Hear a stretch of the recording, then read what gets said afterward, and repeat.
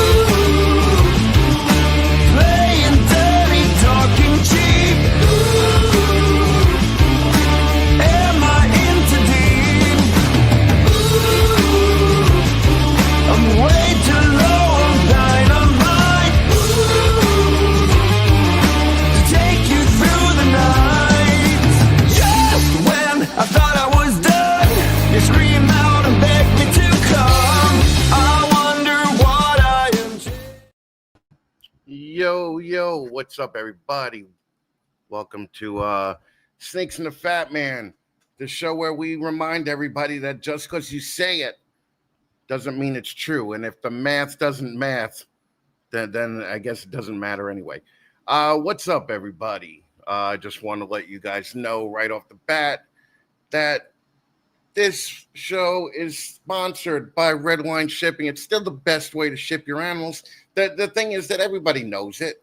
Okay, everybody knows it. Apparently, they don't want to pay $6 more to ship their animals. They want to use the other company. That's fine. That's fine. But use Redline. I mean, come on. The guy's been in the hobby for 35 years. The guy's done everything to make this hobby a better place versus the other one that's done nothing to make the hobby a better place. So, listen, if you want right now, you'll get 60% off the first 2 packages with Redline, and you'll get an extra 5% off if you use the code FATMAN5. So do me a favor, head on over to Redline Shipping and, help a brother out, okay?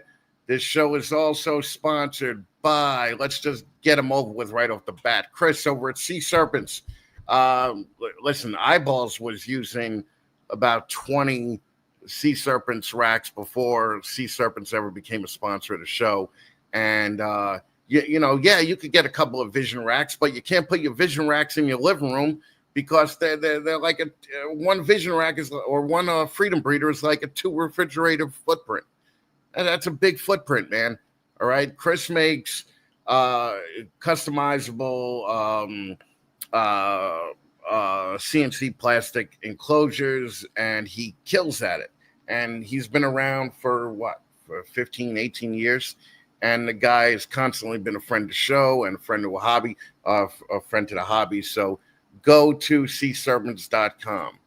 Now, we are about 2 weeks away from going to Canada.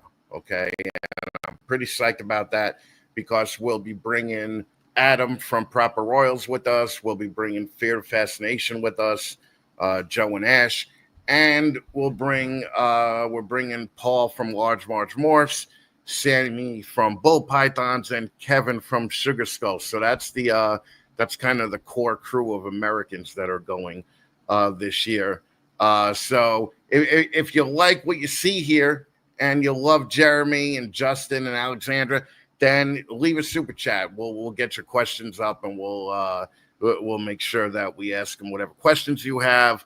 Also, join the Patreon. We just dropped a new video in the series that I like to call Shitting On, where I shit all over jeans that I don't like, and I shit all over parts of the hobby that I don't like. And it's pretty funny, and it's a joke. So for all you people that send me hate mail every week, I'm just trying to make you laugh, man. It's a joke. I don't care what jeans you invest in. But this one's pretty funny. Also, I got a new video on YouTube. If you have the time, go check that out. But join the Patreon. It's definitely worth it if you like to laugh. All right. Speaking of going to Canada, I don't know if everybody's heard, but Adam from Proper Royals just lost his Instagram and Facebook accounts today. I think he lost something like 160,000 followers over 4 or 5 accounts. So reach out to Adam. He's okay, and he's going to start rebuilding again. But apparently, they shut him down for somebody complaining on his Proper Rodents IG account of him putting some rats in the tubs.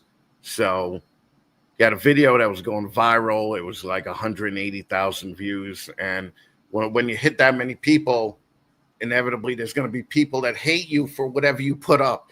So the PETA people, or the animal people, basically got his account shut down. So I'm pretty sure he's starting over, but just keep checking back. I know he's going to go harder on YouTube and TikTok now. So if you're not following him on TikTok, follow Proper Royals on TikTok and make sure you subscribe to his channel. I mean, the PETA people, man, they ain't like they were in the 70s and 80s. In the 70s and 80s, they did good. They did some good things, right? They stopped, they stopped having donkeys jump off diving boards at fairs into like a little tiny pool. They stopped people from boxing orangutans at those same county fairs. But lately, the animal people are getting a little bit ridiculous and, unnecessary. I mean, if you know Adam, you know that Adam is beyond reproach with the way he talks about and takes care of all of his animals. So go follow him on TikTok. It's Proper Royals. Go make sure you subscribe to him on YouTube. I'm trying to think. We did. I don't know if I talked about it here, but we did go to Camp Freedom. We dropped off a check for $7,200 for disabled veterans. I was very happy with that. Me, Jay, Shauna, Sarah, and Richard from HJS came with us. Sammy came with us. It was a good time. And the Camp Freedom people let us record there all day. They let us basically have free range of the place.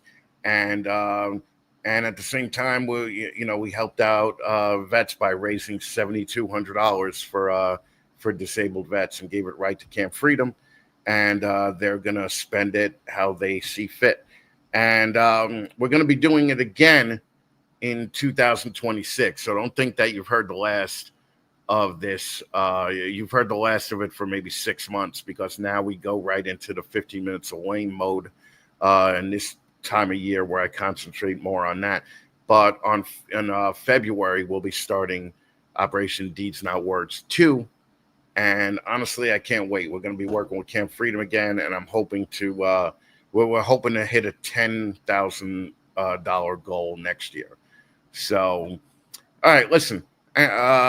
We still got to validate people in the room, right, Sean? Oh my God, I fucking put off the validations. I'm sorry, people. Fucking blind Mike. Listen, I love Mike. Mike fucking texted me a very nice friendship thing last night. I was very happy. I'm gonna give that blind motherfucker a hug when I see him at Tinley. So thank you for coming, Mike. I appreciate it. 666, man. I gotta tell you, I'm loving the stuff that RWO is doing. Matter of fact, we got a guest, of you guys tonight. So, Kat, thank you for stopping by. We appreciate you. I believe I'll see Kat in Gettysburg. Rich and Sarah, thank you for everything, man. You guys have really hooked us up. You got to go get your grandmother. Oh, well, sure. I mean, if you got to get your grandmother, you got to get your grandmother, right? Heart of the Python, thank you for coming by. I appreciate you. Platinum Morphs, I know you guys are here for Jeremy or Justin and Alexandra. Audacious, what's up, Stephanie? Man, all the RWO people are out in force tonight. Jay was the reason that Operation Deeds Not Words operated so smoothly and consistently over the last 6 months. And me and Jay got big plans for the next 5 to 10 years. Kevin, one of my writing partners, he was killing it at all the Operation Deeds Not Words stuff. Plus, I'm going to Canada with Kevin. I'm going to have a little surprise for Kevin probably tomorrow. So I hope that he's ready for that. LMK, Ken, thank you for coming. All you RWO people, I totally appreciate you guys coming in. Blue Zombie, my man Vance, thank you for coming by, Vance. It's really cool to see the all the RWO crowd coming in. Dwight sends me cool ass music from like the 50s and 60s and 70s every day. I love Dwight.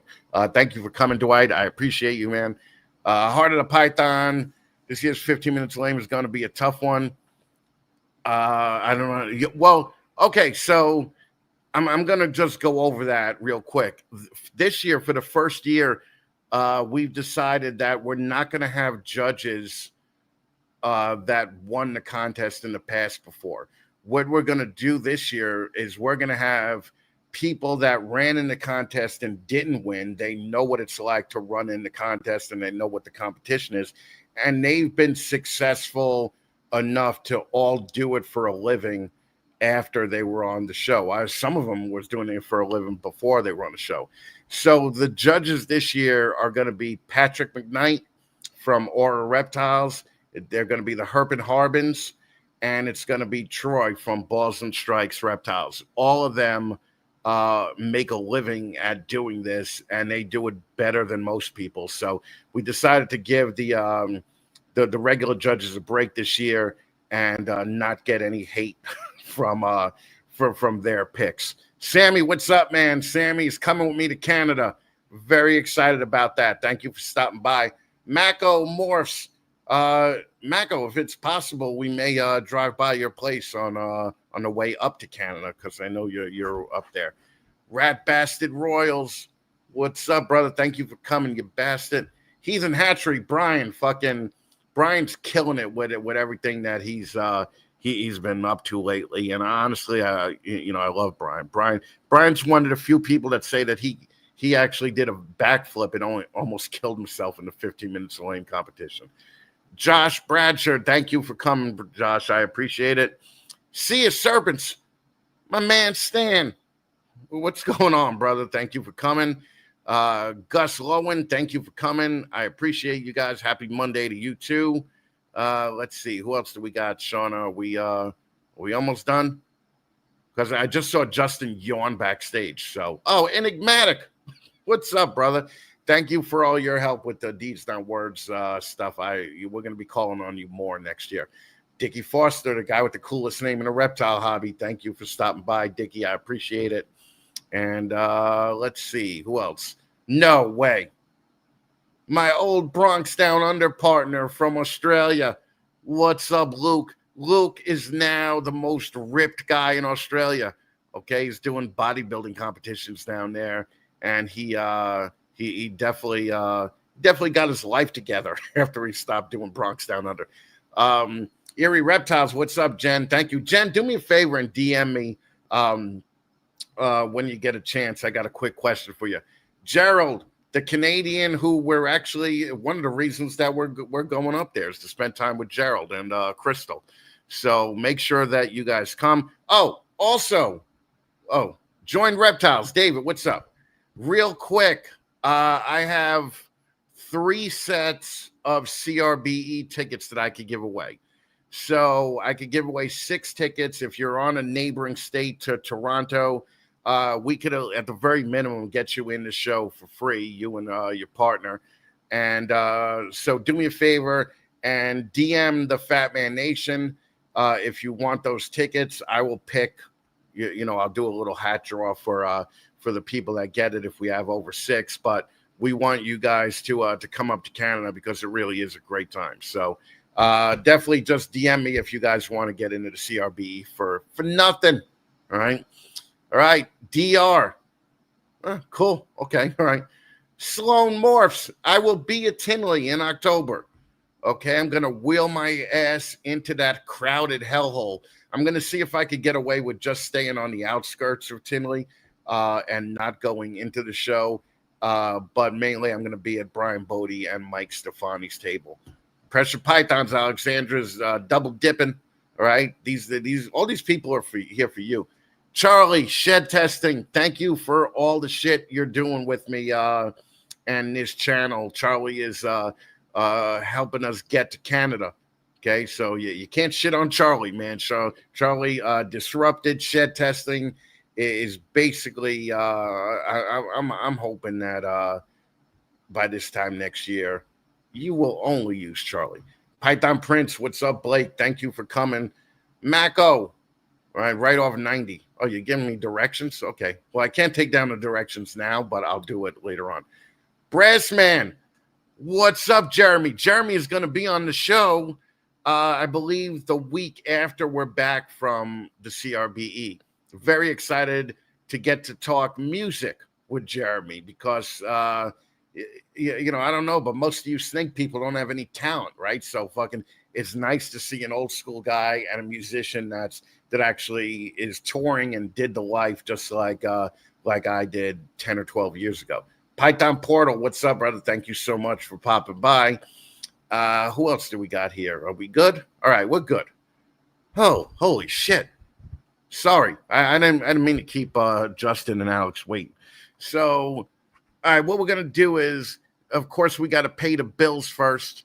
So, I mean, you guys might know this guy. I don't know. Maybe you might have heard of him.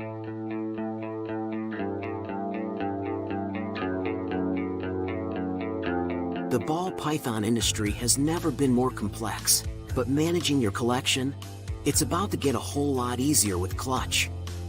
Created by Canova, Clutch is the cloud-based platform designed to streamline your entire collection management. From creating and searching your inventory to visualizing your breeding projects with powerful analytics, Clutch does it all. Track your clutches with a virtual incubator, connect customers with the perfect animal using an amazing waitlist system, and easily print labels for your shows and facility. It's that simple. You already know Canova for exceptional ball pythons. Now they're making ball python management just as exceptional. Visit cltch.io today and make your ball python road easier to navigate.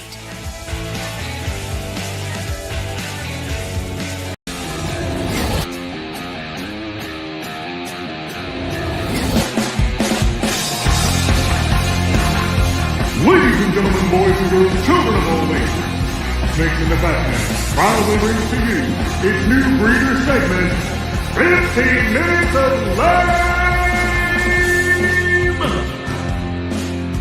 What's up, guys? It's Justin at Canova. For the past 5 years, 15 Minutes of Lame has become a launch pad for so many new successful breeders and a badge of honor in this industry. It's been so amazing to watch the passion and dedication you guys have and to watch your businesses grow. Just remember, the next me might be you. 15 minutes of life.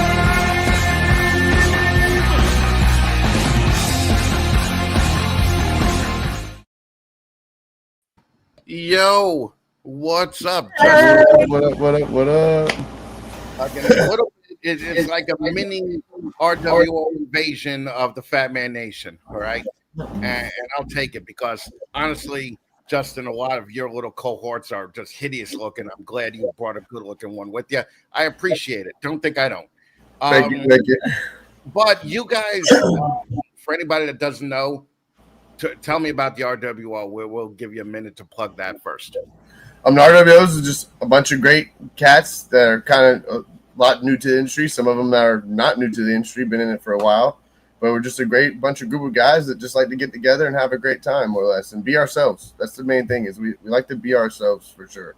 Every one of us are different individuals, and we all have different personalities, and it's just fun. I love it.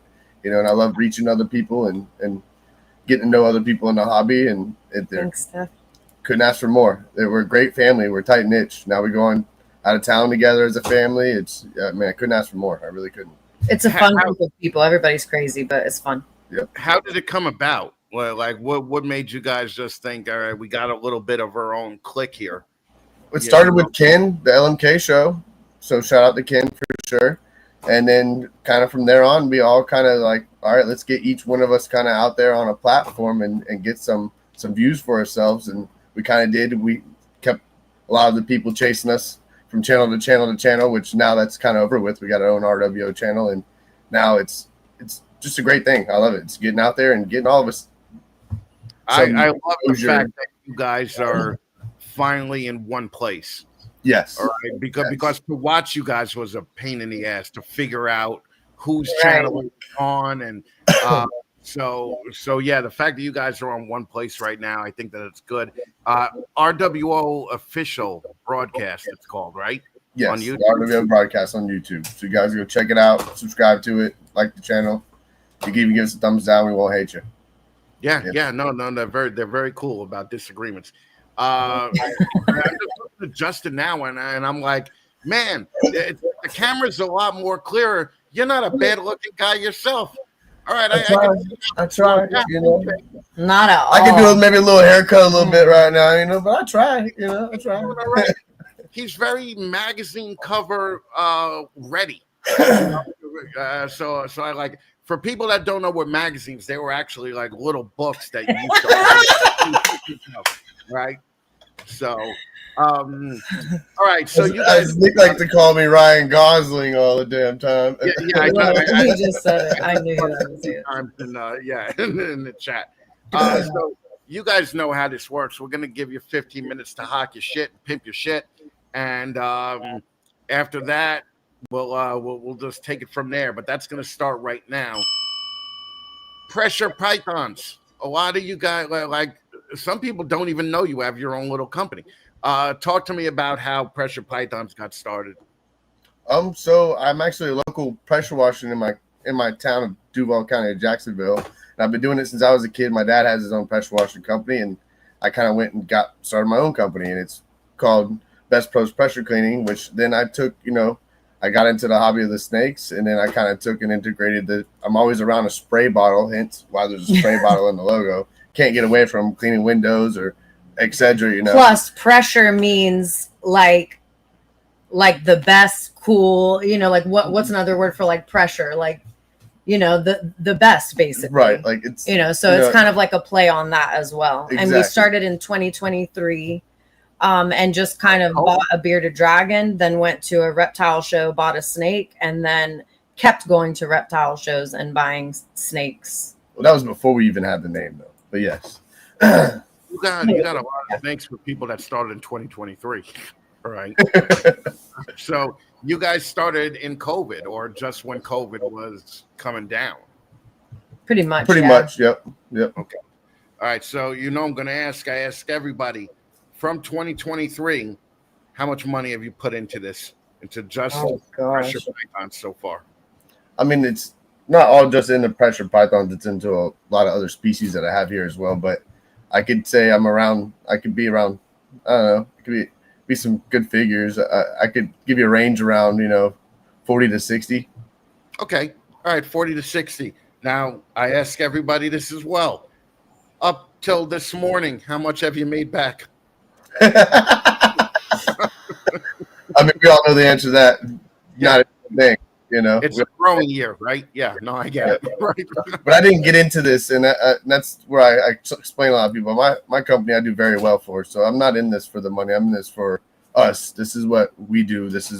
We love the animals. This is my getaway zone. This is her getaway zone. She does the crested geckos. She has a bunch of tarantulas as well that she does.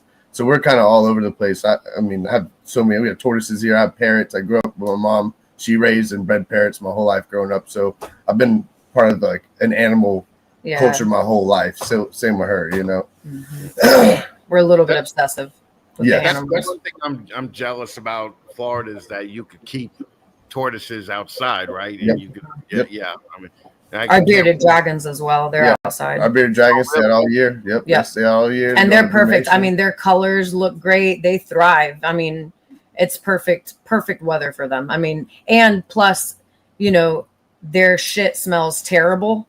So it's perfect that they're outside. We don't even have to worry about it, deal with it. Yeah, but you replace the bearded dragons in the house with birds though, right? And the birds gotta be rough.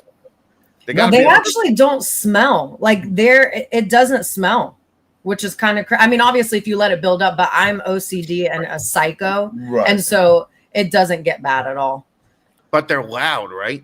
We're kind of spotless type of people. We freak out if we see a little bit of dirt. Yeah, the bearded dragons inside was like you walked in the door and you could smell it. It's not. It is fucking rank. Excuse my language. Yeah, that's the worst too. Like we've all been to that person's house where you walk in and you're like, oh. You're like, why am I here? This is not good. You're like, I'm definitely not eating here. That's for damn sure. Don't offer me food. I'm not eating shit. Right.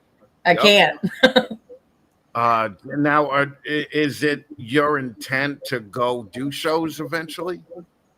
Eventually. I mean, like I said, I'm doing this more for my personal self. I have a lot of local guys. I know there's one pet shop owner here that I grew up and went to high school with that has a very reputable pet shop too that I can wholesale some animals as well. And I kind of stick well on the online. I got a Palm Street, so I'm already got crested geckos on Palm Street, which I'll be doing a live within a few weeks. But like I said, I'm just taking it day by day and taking my time with it. I'm not out trying to chase the money for it or anything like that. The shows are also a lot, for us to have to pack up. I mean, we both have our own companies and do, so we manage that plus have to come home and take care of everything, so to pack up animals and do all that for the shows nowadays with the online, with being able to be online and sell things online, it seems like a better option for us right now anyways. But we have talked about doing shows because it would be fun anyway. I mean, but we also love going to the shows. That's like more of a release for us too, to just be there and walk around and not have to worry about, like setting up and breaking it down and, not just enjoying it. Cause that's really what we started doing was just going like show to show. I mean, we were doing that every weekend, which is how we ended up with over 100 snakes and other things. But, that was fun for us. And like, it would suck to make, to take the fun out of it, I guess. Not that would, but it would be work. And less play. Yeah, it's especially like a national show, like the first Tinley that we ever did, where we had to work it, and you have to be on for like 3 days straight, right? And that's hard, man. That's hard to be on 24 hours a day, straight, and there's road warriors that do it, like I'd be going down to the lobby at 4 a.m. and have a cigarette, and I'd see Dave Levinson and Chad Holker drinking beer, and I'm like, dude, do you sleep in there? Like, not Tinley weekends, we don't. And I'm just like, there's no way I could do that. Do you guys have kids? No, I have a daughter. Yes, and she likes the geckos. She gets involved with her with the geckos and stuff, so. She does her own little thing. When she wants to come out here and clean some snake poopy, she'll come out here and clean some snake poopy when she decides to. Yeah, Jesus Christ. You're a man, brother. Well, right. Yeah, like, We baby talk our animals too much. That's where it comes from. Well, that's what I ain't gonna say, Kate. Well, it's that's me. what she'll call it. She'll come to me. She's like, I ain't cleaning that snake poopy, daddy. You know, you're like, all right, I got you. I figure you don't want to clean shit, you know. But yeah. Oh my God, that's great. No, but it's actually cool to see somebody that doesn't have the I got to go out and make money off these things mentality, right? Because that's 99% of the people. You know, like all these bullshit people that are just like, I love ball pythons and I would love it anyway. Bullshit, because then you would have one ball python. Okay. You know, I guarantee that nobody knows anybody with just one ball python. Okay. Everybody's trying to breed them, trying to make something off it, which is nothing wrong with, but there's probably a lot of unwanted ball pythons in the country right now that immediately get frozen after they're born because people don't want to deal with them. And it's kind of like shit that the hobby's grown that much, which is great that it's grown, but it's kind of like shitty that you realize, like, oh, if a dude has a clutch that's only worth $100 and he doesn't feel it's worth it to feed it, he's going to freeze that clutch, you know? Crazy. And you know that goes on every day, you know? Yep. With the amount of people that do it. That's what's great about the RW. I was gonna say is like we all work with projects together. We hand each other snakes. I'll ship, you know, Ken a snake.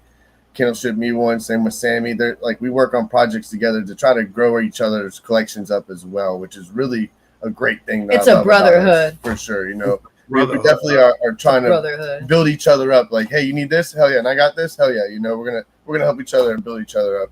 And listen, I like all of you guys. All right. But I have to say that I was super impressed when I asked you to be on this show, and you said you thought Stephanie was on it, and you were like, "No, if Stephanie's running, I'm not going to do it because RWO wants to get all behind somebody, right?" And then I was like, "Man, that's a fucking loyal dude that he's willing to, you know, to just give up his spot." And then when I found out that, or you found out that Stephanie was on the other show, you said, yeah, you would do it. But I also am glad that you guys had the inclusion of Sammy, right? Because how great is Sammy? He's awesome, the best person in the world. The best. Yeah. But like, he's so nice that it's almost suspect, right? Like, you're like, you're like, when are we going to find out what's really going on here? Right. But dude, let me tell you, man, he's, and I don't mean to take up your time with Sammy, but dude, that guy is continuously impressing me every time I spend a little bit of time with him, you know? And I'm stupid excited that he's coming up to Canada with us. And he just came to Camp Freedom with us. He was a major part of the Deeds Not Words thing. I mean, that's awesome. Sammy could sell, you know, a ketchup popsicle to a chick in a white dress because he's really good at it. But it's like when you see him and Ken together, they're both a hot mess, but they're awesome. You know, it's like, dude, these are my peoples right here. These are my buddies. You know. Yeah. No, exactly. He's got a good vibe. What's Pressure Python's going to be doing in 5 years? Same thing we're doing right now. We're going to be chilling on a beach. No, same thing we're doing now. You know, nothing different. I'm not trying to impress anybody or do. I mean, I got some really not good, expensive stuff that I have bought. I mean, I didn't go out and just spend a little bit, and I wasn't stupid with it. I had an Adam that actually showed me a shit ton. Shout out Adam of Proper Oils. You mentioned him at the beginning. He helped me out at the beginning a lot, you know, and me and him became really good friends. And if it wasn't for that guy, I wouldn't know 75% of the shit I know today. If it wasn't for that guy. And the other 25% is because of me. Right. And same with Jesse with Musical Pythons. Like, that's another great guy. Like, I can reach out, like, and any question I need, anything helps, especially with the ultrasound. You know, I do my green tea, so there's some things after Adam showed me, and then when I finally got my ultrasound, I'm like, wait, I forgot, you know. So let me hit Jesse up, you know. But yes, it's great having these great surrounding people and the friends that I've met in this community. Man, I can't ask for more. Like, at the end of the day, if I'd made nothing off this collection, the friends that I made in this community is what counts the most to me. And that's I'll never take or give that away or anything. You know, that's one thing I agree with you 100% on that. All right, let's talk some sponsors. We got 4 minutes left. All right. Right off the bat, Do you guys use just as full of shit, right? All right. Do you guys use Reptichip? Yes, actually, we do use Reptichip. And we use gaps as well. But yes, no, I don't want to hear that. You use Reptichip. Yeah. Reptichip does not give you a fuck you. Okay, very good. Okay, so are those sea serpents racks in the back of there? Nope. Oh fuck, man! Do you have a sea serpent's rack or incubator in your house? I have a hatchling sea serpent rack. Okay, that's all it takes. Chris does not give you a fuck you. Do you use Shedtesting and Charlie over at Shedtesting? Absolutely. That sounds like a lie. That sounds like a little bit of a lie.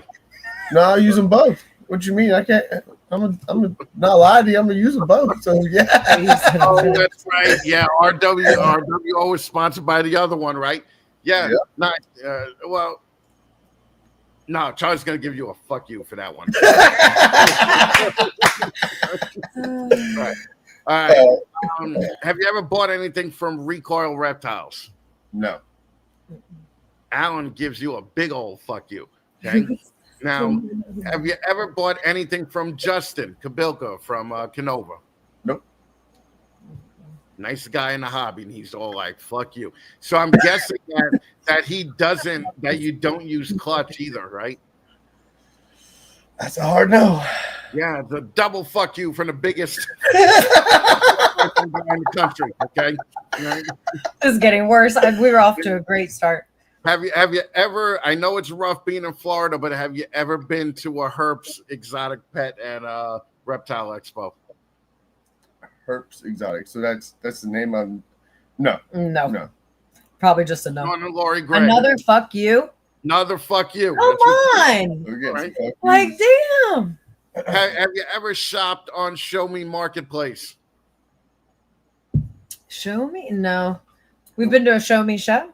Is that the same? Oh, no. Just another fuck you. Okay. Just fucking put it up there. I already just leave it up there. I already know the answer to this. Have you ever used Patrick for ball python consulting over at Aura Reptiles? No. Nope. No. Patrick, again, nicest guy in the hobby. Man, they just like why even bother? Okay. Why even bother? Right. USARK. You got to be USARK supporters, right? You already know it, baby. You already know that one. All day, every day. Okay. All right. And last question: are you guys gonna run in the 15 minutes of lane contest this year? Absolutely. You know it. RWO for life. Hey, come on. Oh, you guys, man, you took that. We always take it far. Cliche, right to the end, huh? Right to the end. That's how we operate. You know. So, how could people get there? Like, would you rather people get in touch with you the RWO way, or the Pressure Pythons way? Either or. Doesn't matter. They can reach us either or. They can reach us through RWO or they can reach us through Pressure Python. Pressure pythons might be the easiest way, but either way, because we're both. No, hey, whoa. Yeah, we don't fuck around here. Yeah, okay. I see that. There's these other bullshit shows that give people 2 hours. No, not yet. Right? That's enough. Right. That's enough. Right. Guys, thank you so much for thank doing you. It. I appreciate you guys. I hope you had fun. Oh yeah. Where you're going to Tinley, right? No, I will not be at Tinley. I think I might try to actually was talking to Sammy. I might see if I can get Chuchi over there and chance Nick to fly with me to maybe Gettysburg. So we might see if we can make it out there. Gettysburg is so much fun. All right. Gettysburg is 3 states away, but I consider it my home show. Right. It's so much fun. Like we go there, we broadcast live all day. Dude, it's a great show. So if you have the chance to do it, we're trying to get them to go to 2 days in 2026. So it's a real good time. Matter of fact, yeah, Ken is in PA, right? Yep. Yep. Yeah. Okay. All right. So that's kind of what we're gonna do is maybe fly over there towards Ken, and Ken will drive the rest of the way, and then we'll all meet up and get an Airbnb or whatever. But it'll be worth it. Well, thank you guys for doing this. I appreciate everybody. Go to Pressure Pythons on Instagram. Follow them. Go to RWO Official and subscribe to that. And Alex, are you part of Pressure Pythons too with your animals, or is there a different name for that? Nope, we're all the same. And tarantulas might be in the mix too for breeding as well. We'll see in the future. Scary, but yes. Yeah, fucking cat having a little bit of influence on the RWO, huh? Yeah. Well, she's been doing I've been into it, but it helps. It doesn't hurt. It doesn't hurt our cause. We love a good spider girl, baby. So, always. All right, guys. Well, thank you so much for being here. I appreciate you guys. And that's it. I'll touch base with you in a couple of days. You don't got to hang backstage for the whole show. That's, well, we might want to. You never know. We might want to. Hey, if you want to, do it. I don't know what to tell you. Right? Guys, thanks again. Pressure Pythons, everybody. Thank RWO you. Official.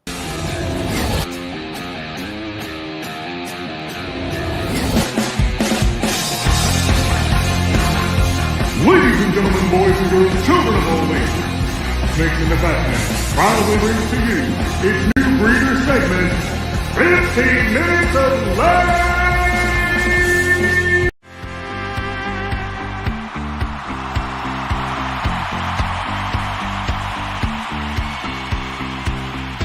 Have you been to a reptile show recently? Hundreds of vendors, thousands of animals, and an average of less than 20% of those vendors making any money at all. Have you been to Morph Market recently? There are currently over 40,000 ball pythons for sale on the Double M, with many animals staying there for months, sometimes years at a time. In this insanely competitive marketplace, what are you going to do to stand out? I'll tell you what the you're going to do. Aura Reptiles offer premier consultation services on everything from breeding plans to current market trends. Patrick McKnight has been one of the most successful mainstays in the ball python hobby for the past 15 years and can assist you with pairings, marketing plans, and advertising. Be smart enough to know what you don't know. Then learn about it from Aura Reptiles. Check them out on Instagram at Aura Reptiles and get in touch with Patrick McKnight today. Get in the f***ing game.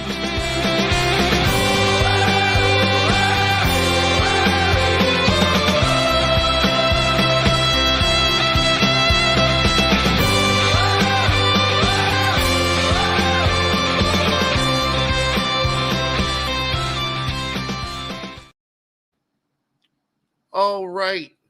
Look who just sat down 3 seconds ago. I was going to come back into the show, and I was like, he picked this time to pee? Jesus Christ. Okay. Jeremy Baud, what's up, buddy? All right. Hey, how you doing, man? It's been a while. Man. It's been a while, but we've been friends since what, 2020, right? I believe that was the first year of 15 Minutes of Lane, because you were a contestant there. I think I heard it. It was the 5th year on one of in the opening commercials. Well, that's it. Yeah. We're in the 6th year now. 6 year. Okay, yeah. So 2020 then. Yeah. Yeah. I've been following your show for years before that. When did you start Snakes in the Fatman? I started the audio podcast in like 2017 or 18, I think. Okay, that's when I started following you on that. So yeah, because I think the first 15 Minutes of Lane was just audio only. Like we didn't have you on video. This is the first time you're being on video. Right. Was it audio only? Yeah. Because back then, there wasn't anybody going live on YouTube. My big competition was Sean Bradley and Reptile Radio. And that other guy, the guy with the real cool radio voice, Josh Beatty. Yeah. I thought for some reason we were seeing each other, though, when we were doing it. But I don't know. Maybe not. No, I don't know. But for everybody that doesn't know, do you still, like after Daytona this year, are you still working that pesky day job, or are you just going full time with the snakes, right? Yeah. Unfortunately, yeah. actually, I need to move out of here. I'm sure you heard all the stuff that happened to us. God, it's almost been a year now, and I'm just, stressing out every time you see a hurricane out there, Yeah. That's well, that's what I want to talk about. We'll get into this tornado and these other natural disasters fucking in a little bit. But the ironic, hurricane, isn't it? Like you guys really took the ass end of that thing, huh? Because I remember it was pictures. The storm surge is what. Yeah, the storm surge took us out on that one. And what happening? The news was telling us, because of the tide and everything, that they predicted that the storm surge would stop around 11 o'clock p.m. And right at 11 o'clock, I'm watching the streets fill up, my yard fill up, and everything. My house, you got to step up a couple steps to get inside, and it's like right up to the door. Both my wife and my car, I could see the water coming up to the bottom where the door opens, like an inch before it hits the opening. And I was like, all right, if it stops like they're saying, we'd be okay, maybe a couple inches in the snake building, and that's it. Storm surge didn't stop till like 2:30 in the morning. It just kept coming, flooded all our vehicles. It was a nightmare. 7 inches in our I was gonna say you had about a foot in the snake room, right? No, I had 28 inches in the snake building. 28 inches. It was 7 inches. Yeah, because it doesn't. You don't really step up to come in here. Like the other house is elevated a little bit, like the main house. So we had 7 inches in there. But yeah, it was 28 inches in here. So I didn't expect it to be that bad because we didn't think it was going to go on till that long. So I moved all the snakes up off of the bottom rack, and then I had the door shut, and there's a window on my door, and like every half hour past 11 o'clock, I'm standing on a table looking through the window, seeing how high the water is inside the snake building, because it's higher outside than it is inside because, we had sandbags and stuff like that, but it's still seeping in. And then it got to the point where it was coming up to the second tub. So right at that point, it was probably 25 inches outside. And it was probably, the second tub was coming up on the ARS, right? The water was coming up to the second tub on the ARS rack here. So I had to open up the door to come in. Now, when the water's higher on the outside and you got the door, then it's lower on the inside. Once you open that door up, water's going to start. Of course, in. Yeah. Yeah, so the door opens inwards. So as soon as I opened the door up, it took me everything I could to try to shut that door again, and I had to do it because if I didn't, it would have came in faster and it would have flooded all the second tubs, the second level. So then I had to move them up to. I can't even imagine what a nightmare that would be because there's still heat tape, right, on the first couple of levels. You still got to make sure. I unplugged everything. Yeah, the heat tape I had to. I unplugged everything. I had to replace all the heat tape on the first 3 levels. But one of the things when I tell people, they get really creeped out. So it ended up being 32 inches outside. Like I could see the water line on my fence and I measured it was 32 inches. But when I was out there and I was coming back and forth from the main house to this house, all like Florida, you've been to Florida, people that live here know that there's these bugs called palmetto bugs. They're really big, nasty, look like crunchy bugs. Yeah. Yeah. And then beetles. So I looked down and because it's all flooded everywhere, it looked like I was wearing a skirt with a bunch of palmetto bugs and beetles. They're just trying to get to higher ground. So they're climbing all up on my shirt. And I'm sitting there swiping them off, and it's like I tell people that story. And they're like, oh, my God, what a nightmare. But, it sucked. There's people shooting AR-15s and stuff in the neighborhood. And I didn't know what was going on with that. But I can tell you what happened there if you want to hear. All right. So apparently we started hearing somebody's horn beep. Like an alarm on their car, and it just kept going off and off. And all of a sudden I could tell what an AR sounds like, because I go to the gun range and stuff myself. But I started hearing this, and then all of a sudden I don't hear the horn beat anymore. I'm like, holy shit. I tell Jeannie, go upstairs, grab my guns, because I don't know if there's looters, whatever was going on, you know. You hear all these stories on TV about, you know, things like that happening. And then probably about 20 minutes later, Jeannie's car starts doing that, starts beeping like that. And one of my good friends works in the auto industry. So, he was up, I called him, and he goes, oh, what, you have to disconnect the battery to stop it from beeping, or you got to wait till the battery dies. Right. So I walk outside, and of course it's a key fob, you know, and it has the hiding key that's in the keychain, but I couldn't figure out where to put it. And then you got the water coming up and everything else going on. Right. So you can't disconnect the battery unless you open up the hood, but you can't open up the hood unless you're inside to pull the lever. You can't get inside to pull the lever unless you open up the door, which I couldn't do that because of the key fob. And all your electronics, like the wipers were going off, the glove box is a push button that was open, all the flashers were going, all this other stuff. So turns out what I come up with, and I think this is pretty what happened, is the person that was shooting the AR was shooting at their car battery to stop theirs from happening. Because I heard the gunshots, and all of a sudden I didn't hear the beeping anymore. Right. So ours, I wasn't going to do that, so I just waited till the battery died. But well, that was what I was first going to ask you when you said you took the air outside. I'm like, what, did you shoot the car? And no, I didn't know what was going on. I thought it was looters or something. You hear all these stories, so I just wanted to make sure I had something next to me just in case. Right. Well, also that's a thing that, like, I don't think people think about when you're in a flood. It's not clean water. Okay. Oh, this no, is it's water that's filthy, right? It's poop water, right? Exactly. It's poop water. Yeah. So the sewer systems, they shut down. So all, and then the water, like you can look way back on my Instagram, some of the pictures I took in the snake house. There's a bathroom in here. The water was above the toilet.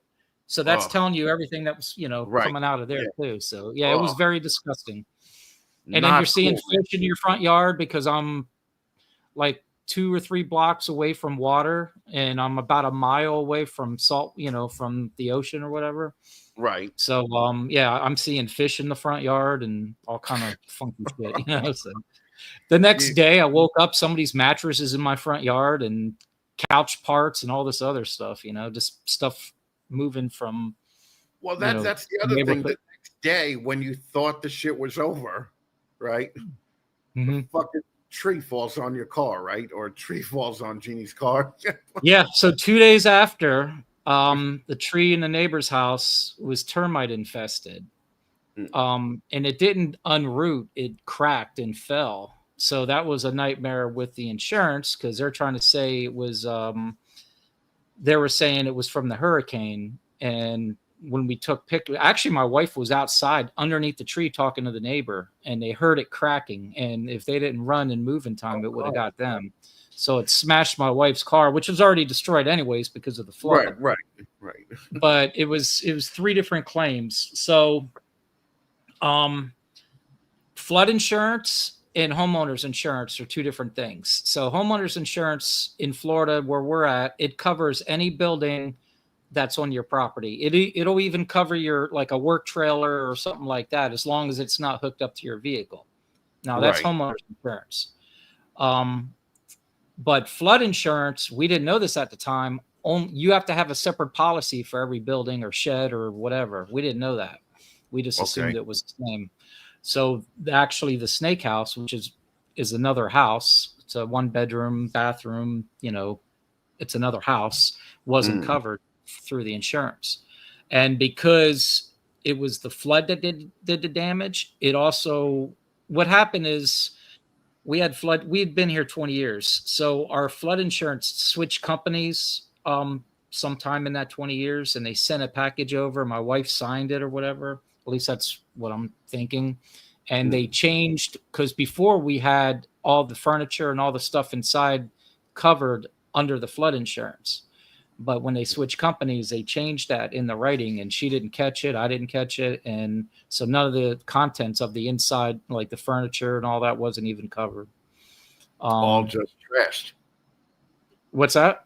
It all just trashed. It's all just trashed, and nobody's taking care of it. It was all trashed. It was a big pile in front of the house for, God, months, it seemed like. Right. I don't want to go through that again. And it's one thing if you live in a flood zone and you have a dog and a cat and, you know, kids or whatever, it's so easy to just grab them and grab some clothes and evacuate. But when you have, you know, I got enclosures outside with rhino iguanas, redfoot tortoises, and, this whole building is full of snakes and earmastics and boas and, you know, all this other stuff, you know, and to evacuate all that stuff, it's a nightmare. We had to do that on a second hurricane that came. It was like a month later or a couple weeks later after the first one. So Jesus and Christ. that one sucked too. Yeah. So you're still, even a year later, you're still repairing things and fixing things and. No, everything's done. The only thing I didn't finish 100% in here was painting. Like I had to cut all the drywall out from 4 foot down, all the baseboard, all that stuff. The main house, I had to redo all the floors and cabinets and same thing in there, 4 foot down from the drywall. All the electric on the bottom there, because it's a crawl space and all the electric runs underneath the crawl space. So I had to replace all that. Right. I did everything myself. That's the good thing, is I know how to do all that. I've been doing construction for over 30 years. So, and where I live, I can get a homeowner's permit.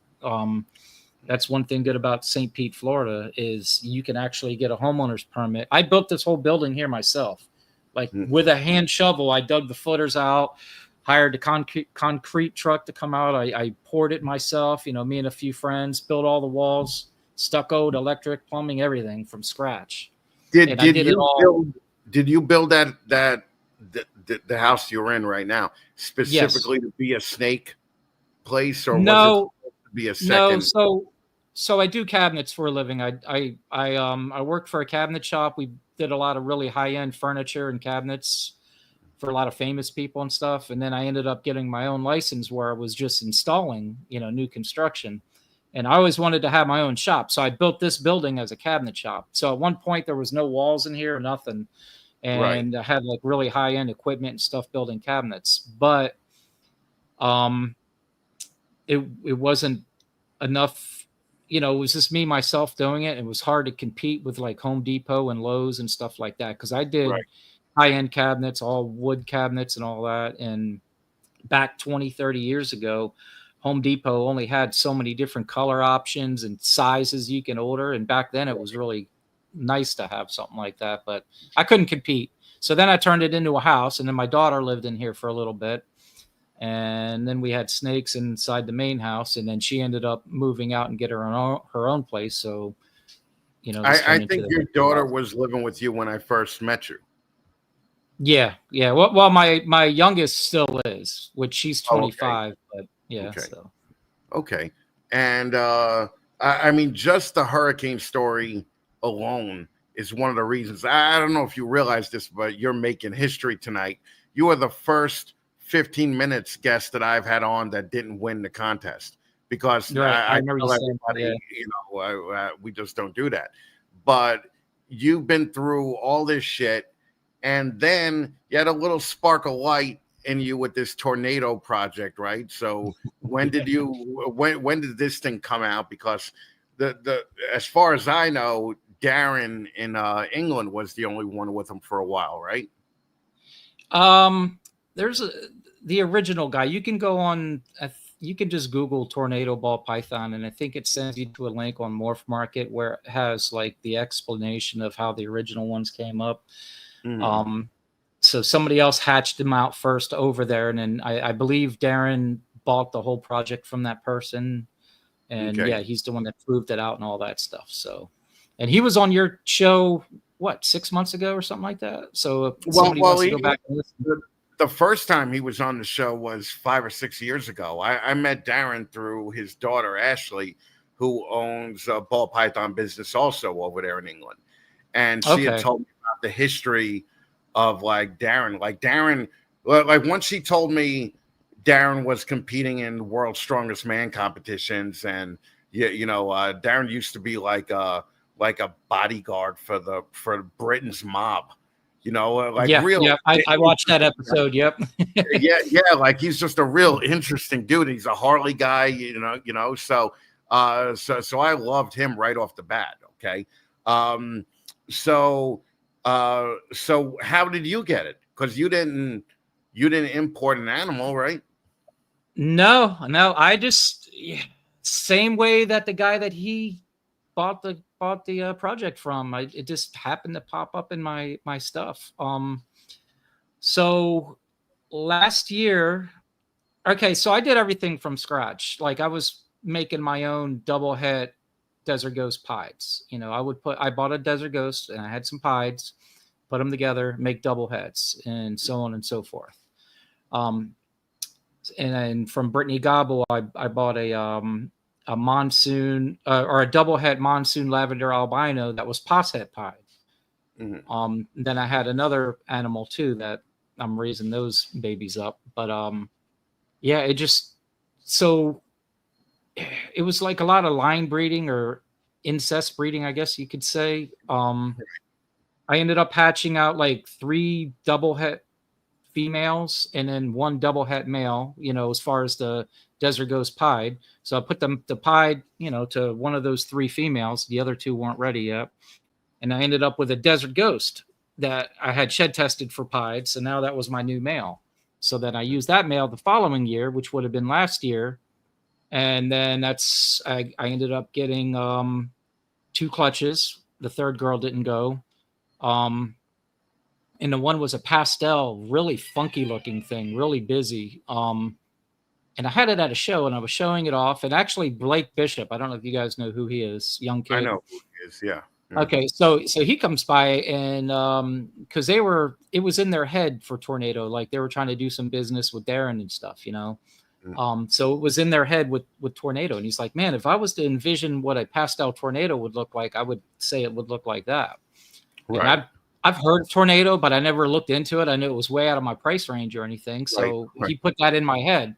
I'm like, oh, okay, so I'm gonna hang on to this thing, and sure enough, her sister hatched out, I think it was like a month later, and then that's when I got a normal looking Tornado without the pastel, and it looked identical to what Darren's stuff was making. So I started messaging Darren and stuff. We went back and forth, and at first I don't know if he was kind of like debunking what I had, and I was kind of doing that to myself. And then after a few more pictures and a few more conversations, he's like, yeah, I think we got it. I think you got it too, congratulations and all that. And then this year I hatched out another one, and I was able to find out that it came from pied. And the original, if you go back to, like I was saying, if you Google Tornado Ball Python, it takes you to a link on Morph Market. And it tells you that it came from 2 siblings that were triple het. And it was pied.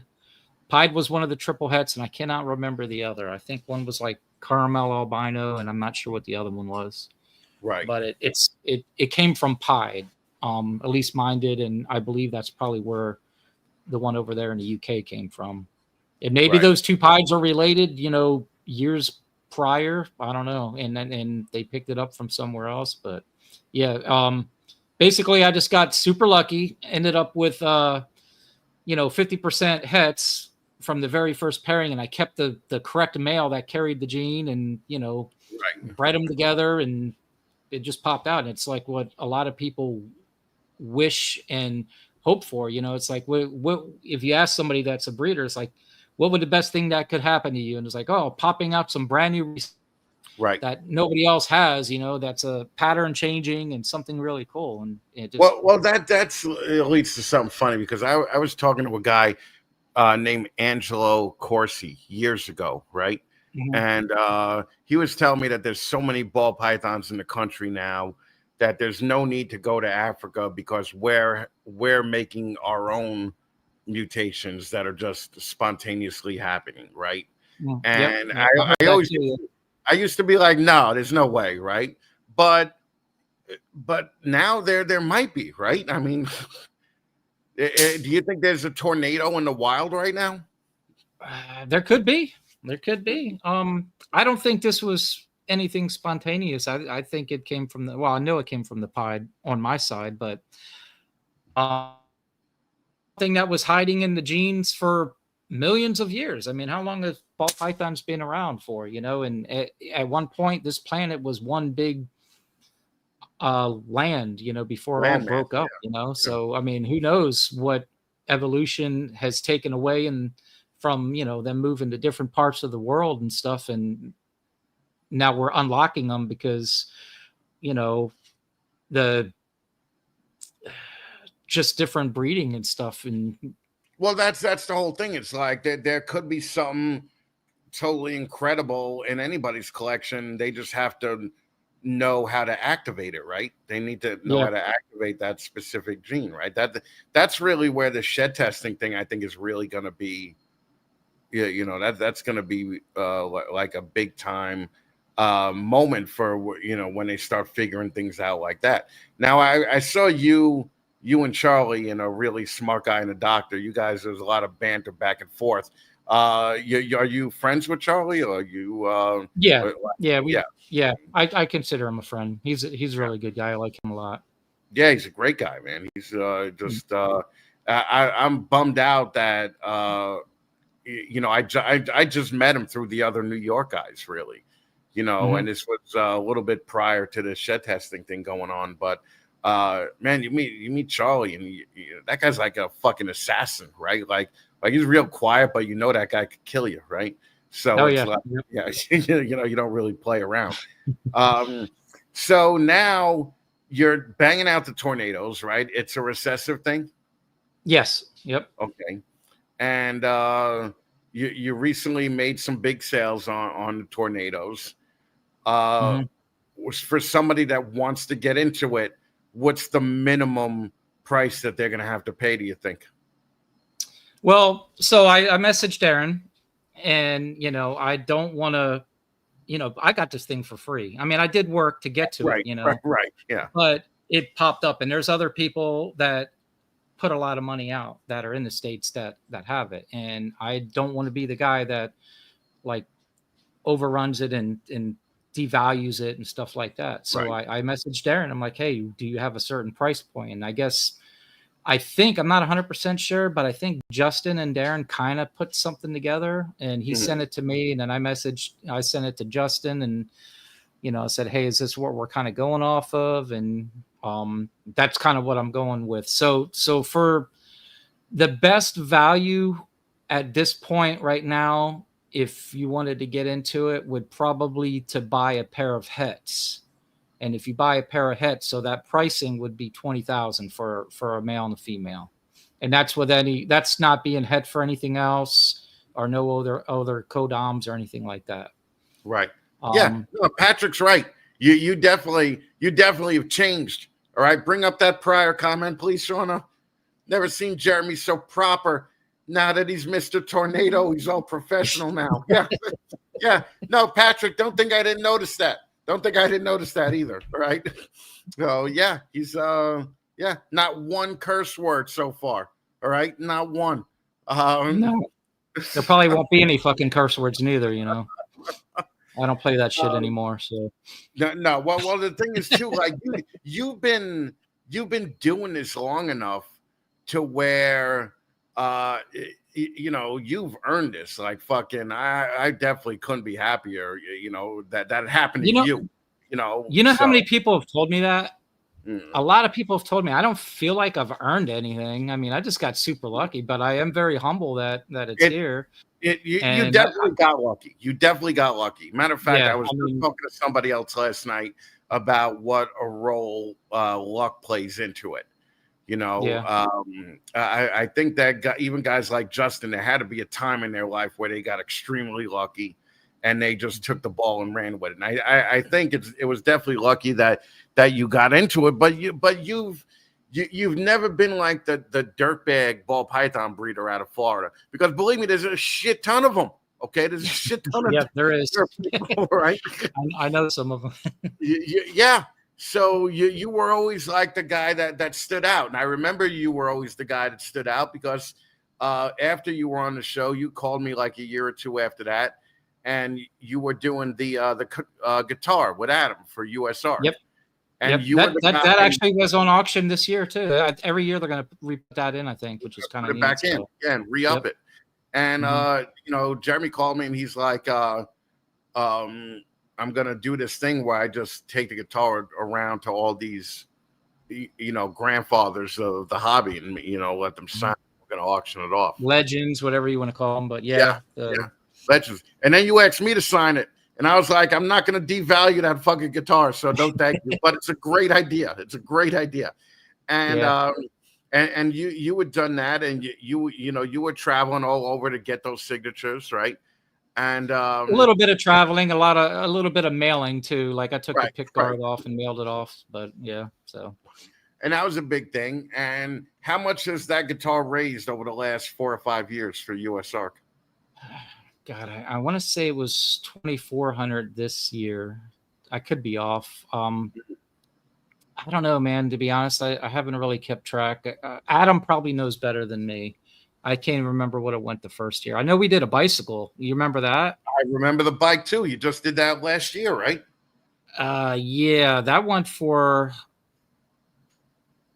28,000, I think. Yeah, that's insane. Like it was me and Steve Casino did that together. Mm. And yeah, well, Steve is not one of those scumbag Florida ball python breeders. No, he's actually a good friend of mine. Awesome. So yeah. So actually, what kind of guitar it was? It was a guitar that Adam had custom built that Adam used to play on stage. So it wasn't like some piece of shit kit guitar or anything. It was something that Adam had custom made. And I was a little bit bummed out that it only went for like $2,000 the first time it was auctioned. But then I found out all the re-ups that it was having every year. And I thought that was pretty cool. The other thing you did for USARK was you did the box, right? The money box, yeah. The money box, yeah. How much did you raise on the money box? Oh, God, that was, I think it went for $10,000. Then they redonated it. Then it went for another $10,000. Then that person redonated it, and then it went for $7,000. And then that person cut it open, and the money that was inside donated all that back to USARK. So yeah, right. I would safely say in the last 6 years, I'm probably close to 100,000. You know, I was just going to say that with the help of others, of course. You know, but I would say it's probably around there what I raised for USARK. So Jeremy, I wasn't able to do any. I'm sorry. Go ahead. No. Finish up what you were going to say, man. I was going to say I didn't get to do anything super crazy this year.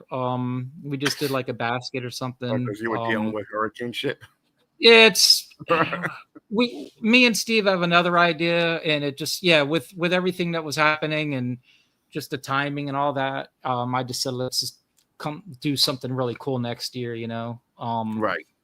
We'll just do something small this year. And I kind of did that with the other stuff too. Like when I did a money box, I did that. And then I did something small the following year. Then we had the guitar, then something small after that. And then the bike, you know, and then something small this year. So next year we'll have something pretty cool. Well, definitely let me know if there's anything I could do to help. Oh yeah, for sure. Yeah. So do me a favor, just hang tight for about 3 minutes. I gotta pay some bills here, okay? Sure thing.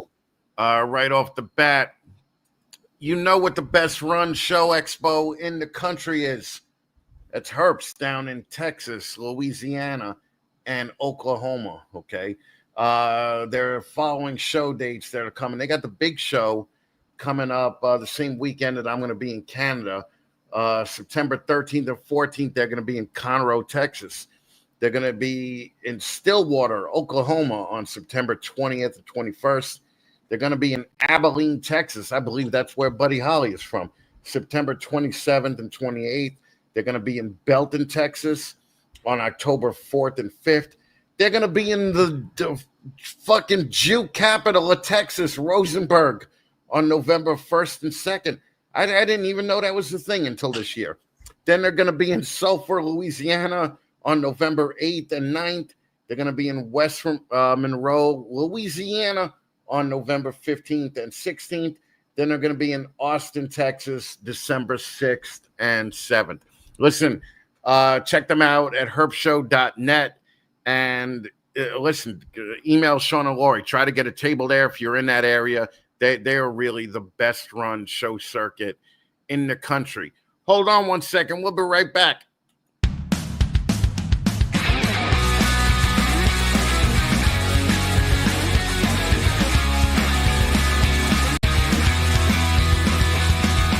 Show Me Marketplace is the new online reptile-based selling platform that is both simple and straightforward for both buyers and sellers. More importantly, it was designed specifically for what reptile breeders and keepers have been asking for, a viable alternative for what's currently available in the selling space. No complicated fees, no tiered membership plans. One affordable price gives you access to everything you need, plus unlimited listings from your own Show Me Marketplace store. That's right. More listings, more exposure, and no hidden costs. But that's not all. Sign up today and use code FATMAN-50 at showmereptileshow.com/marketplace and get 50% off your membership. Already a Show Me Show vendor? You'll enjoy an even deeper discount. Building a safe, trusted community is important to us. That's why all sellers go through identity verification to fight fraud and ensure you're working with reputable breeders. It's time to ditch the corporate chaos and get back to what matters. Show Me Marketplace is a true alternative to everything that's out there. So sign up today and join the revolution. Don't be corporate, be punk rock. No matter how old you are. ShowMeReptileShows.com/marketplace.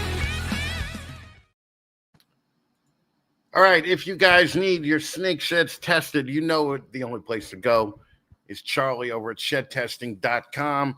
Revolutionizing everything in the shed testing game. He's disrupting shed testing again. He just put out new price list, and it's where a person actually never even touches the sheds. It all is automated and computerized, and Charlie is just killing it. And Charlie's not done. Not only is he done slashing prices, he's going to have some big news in the next couple of months again. So head on over to shedtesting.com if you need anything tested. I think you could get whole panels now for like $80. Okay. And it used to be like 160. So definitely use Charlie. Our guest tonight is using Charlie. And Charlie's probably one of the best guys in the hobby right now. All right. So you're a big Charlie fan, huh? That's my brother. Yeah. No, I think he's talking. So he does these custom flags, these 3D flags that he's up in Philly. But he hand makes them out of wood and everything, and paints them. And I think he was talking about for the auction. You know what he got to do? He's got to do one of those epoxy tables. I think that shit'll go for real. But I follow that one guy on Instagram that just does the epoxy fills on the old tree tables. Yeah, the problem is with those is who's going to buy it and how they're going to get it home. Well, yeah, like we're a little worried about the bike thing, because it's kind of a big thing. So yeah, we're having ideas of doing like a tricycle, the grandma type, the trikes, and then even we even thought about where two people in the front can pedal together and it has like a little canopy and all that. Right. And we're like, right. Yeah, but how are we going to get it there? Then whoever wins it, how are we going to get it home? You say you're very limited. So yeah, we thought about all that kind of stuff. Yeah. Well, I mean that stick is still going, right? For over 30 years now, right? So yeah, a good friend of mine here got that this time. Phil McCormick with Pinellas County Reptiles. Right. I think he used to be PM Reptiles. Maybe he still calls them that, but he has a couple reptile stores here now. So. Right. Well, what's the 5-year plan here going forward? Like you said, you're going to move. Are you building something from scratch or? No. So the tornado thing was kind of like a God-given, and I'm going to use that to try to get out of here and move inland, get out of this flood zone for one, because I don't want to have to deal. That was hell last year, and I don't want to have to deal with that again. And there was a lot of people that helped me out. It was unbelievable how many people came here without me even asking. They asked for my address, and they just showed up, and they said, we're helping you move it. When I had to evacuate from the second one, it was probably 20 people here, maybe even more, with trailers. And Kate was one of those people, right? Yeah, Jen and Rob. Yeah, we actually stayed at their place. That's we moved all my rodent racks there, the whole rack and everything. Miguel, he had a trailer that he got from somebody, and yeah, we just took everything there. We had to bag all the snakes up and tub them up, and everything went over to their place, and we were there for what, I think 3 or 4 days or something like that. Right. I just don't want to have to do that again. It was a lot of work, and then stress and everything else. So yeah, that's what I'm using this. The majority of this money is to pay off some things, and try to get out of here. And I'm hoping, I'm 53 years old. And like I said, I've been doing construction for 30 years, and 30 years of picking up cabinets and all that. Your elbows, your back, your knees, all that stuff starts to go. I'm not as fast as I used to be doing that. So I'm hoping to either go down to 1 day a week doing that, or maybe even fully retiring from that and just sticking with the reptile thing, But that's like our plan, 4-year plan. It's got to be like 4 years though, because Jeannie's a school teacher, and I think when she hits the 4 years, she's at a certain level of her pension, so she don't want to go to another school and teach and all that. So we're going to try to stick with that. Well, you want to go inland? Like, you talking Ty Park area or? No, that's more south. We're over in the Brooksville area, which is like between me and where I'm at. I'm in St. Pete and then Orlando. Like, that's two opposite coasts. Like, Brooksville's like in between the two. That's closer where Steve Casino lives. But it's kind of a nice area. And like, I could sell this place here. The value went down a lot too since the storm, because everybody's selling their houses over here. So what used to be like my house we have an in-ground pool and all that, used to be a $750,000 was what they kind of said it was worth.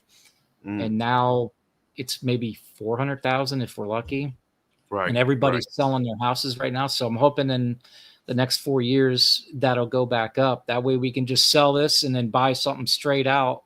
Because when you go inland more property, you can get a couple acres and the same size house for a lot less. But where I'm at in St. Pete, the housing prices is just high because it's like more in demand. But are you you're on the Ken Masick side of Florida, right?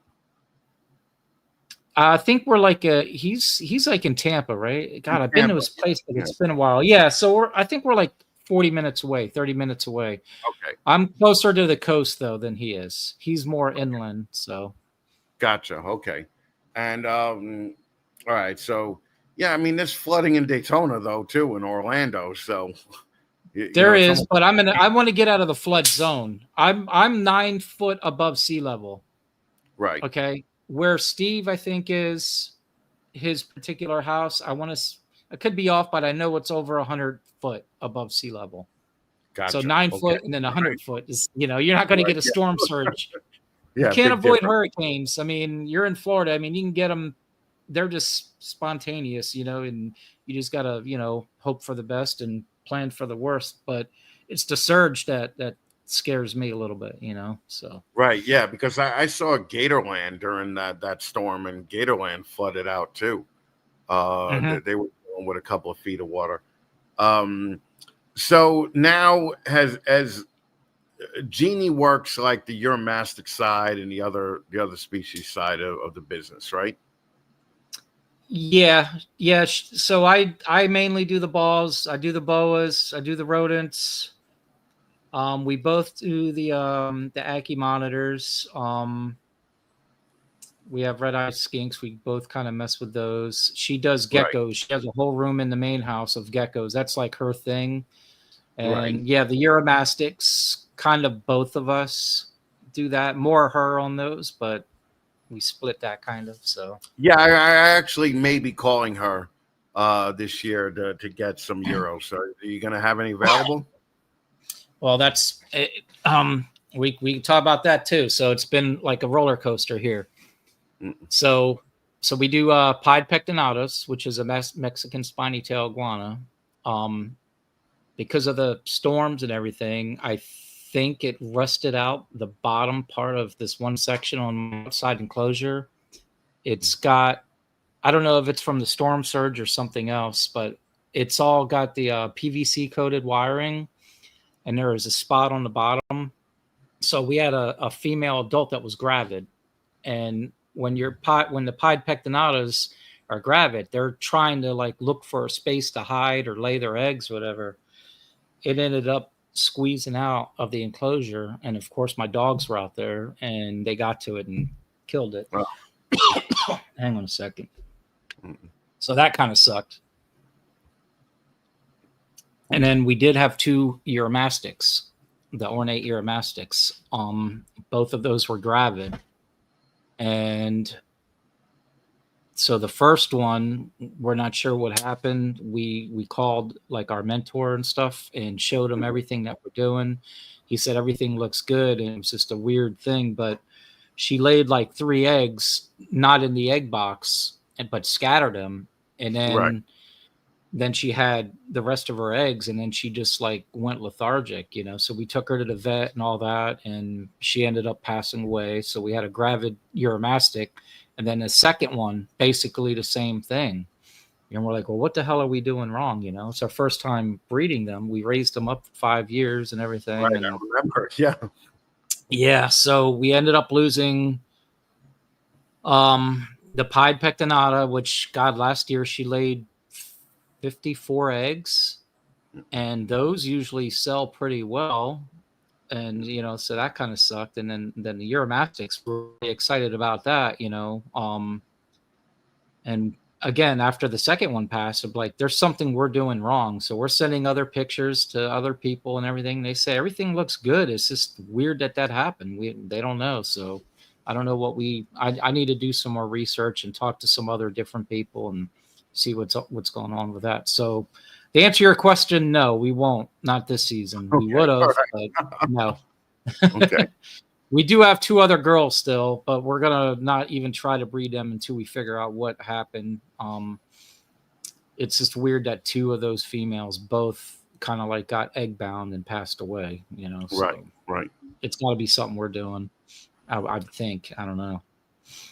But Now, anyway. So it's still the ball pythons are the bulk of the profit from the reptile stuff, right? I mean, especially the Euros probably would have been too, because we had a lot of people wanting those. I think you even said you wanted one. Yeah. Mm-hmm. The pectinatas, yeah, the ball pythons are definitely for sure. But the pied pectinatas, we probably do, you know, when she gave us all those eggs, and we wholesale some stuff out, but we do probably 10,000 a year with just the one female when she lays her eggs, and she's been pretty consistent. We did actually, Corey Martin hooked us up. I sold her some, and then I reached out and said, hey, you know, those ones that I sold you, they're probably breeding now. You know, do you have any baby females available? Because Ty Park didn't have any. You know, so I asked her, and then she's like, actually, I have the 2 females if you want them back, you know, and I'll send them to you, because I guess she's doing more of the photography and stuff now. So, yeah, so that worked out. So thank God for her, you know.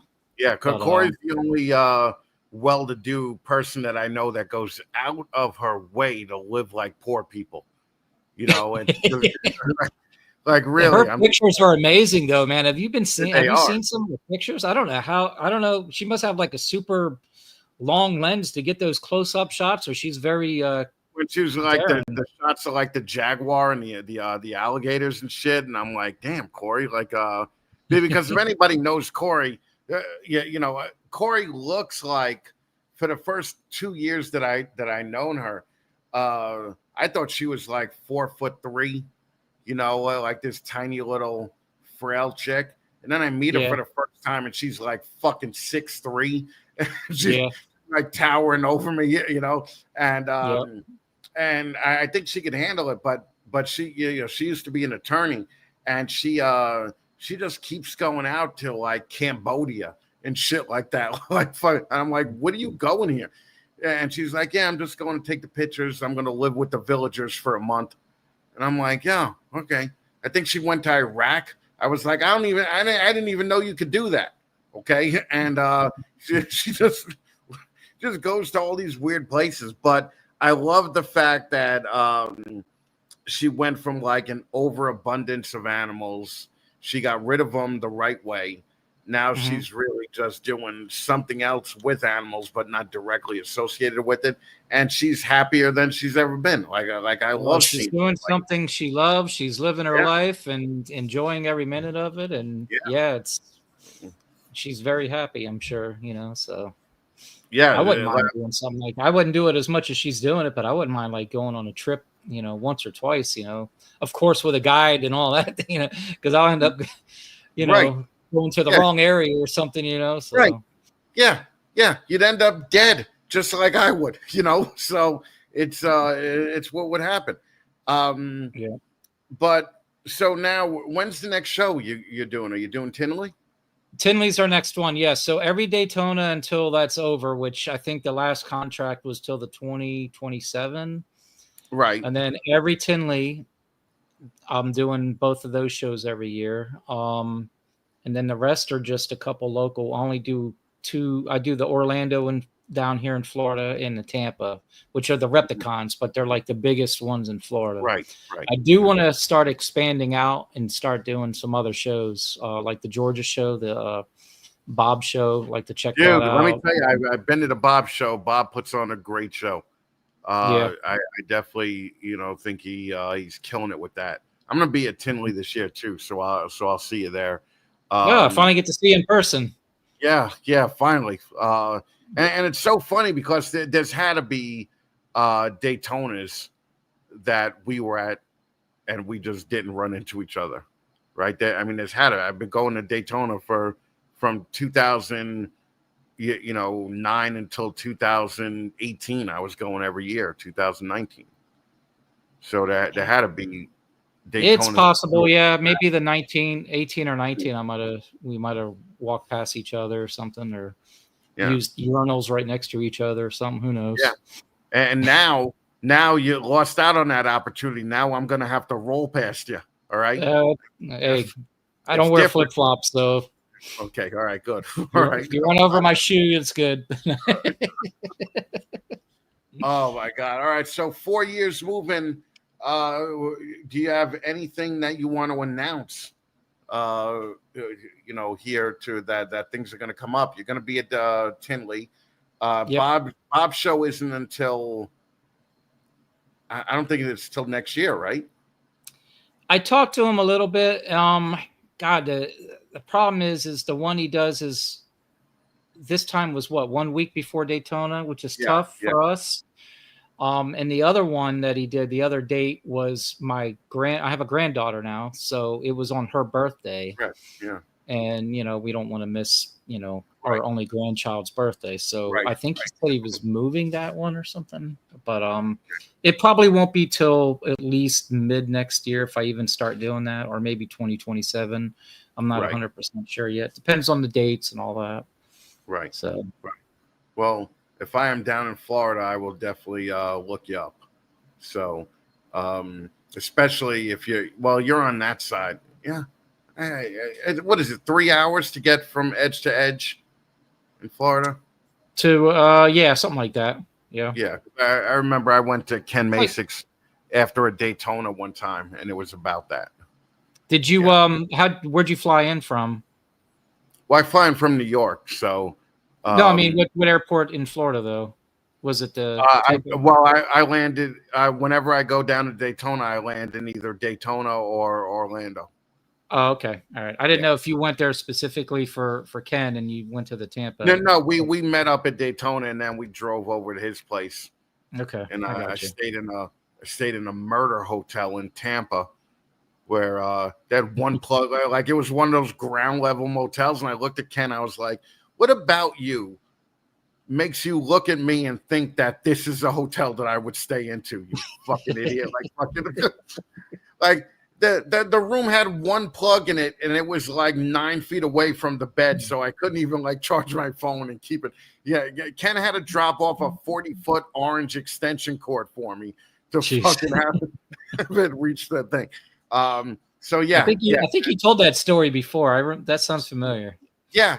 He just I was just like, dude, like you got me staying in prostitute hotels, okay, and not cool, man.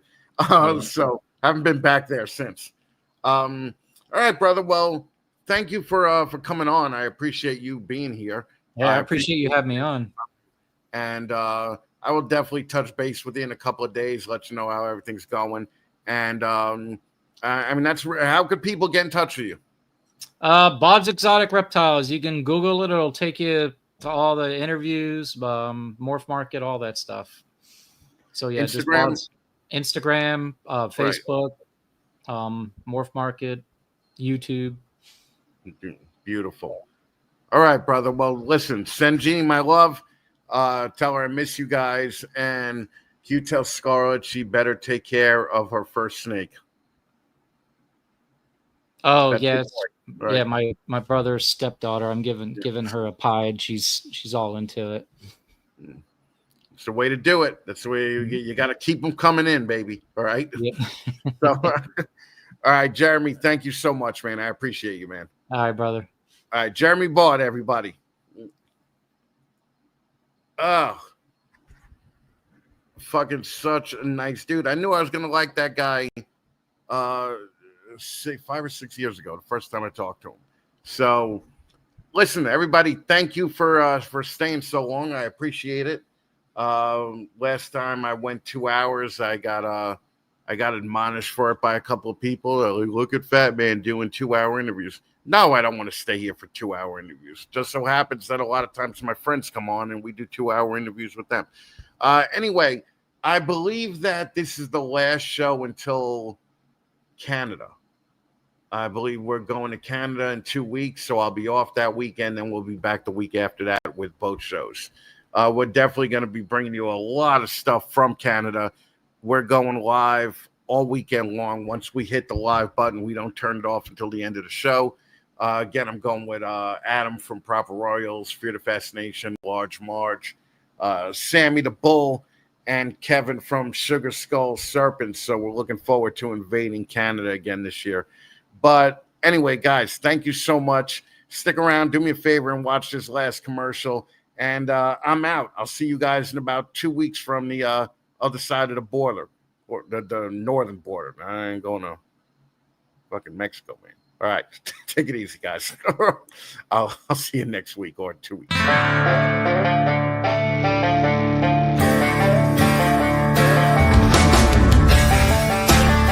At Recoil Reptiles, we understand your reptiles deserve the best. That's why we create custom CNC reptile enclosures with precision cuts, built to last and designed to showcase your scaly friends in style. With over a decade of experience, we craft enclosures up to 8 feet long, tailored to fit your needs and the needs of your animals. Whether you're a hobbyist or a breeder, we've got you covered with enclosures that are as unique as your reptiles. And we deliver to shows in Texas, Louisiana, and Oklahoma. Recoil Reptiles, custom precision, built for your reptiles, built to last.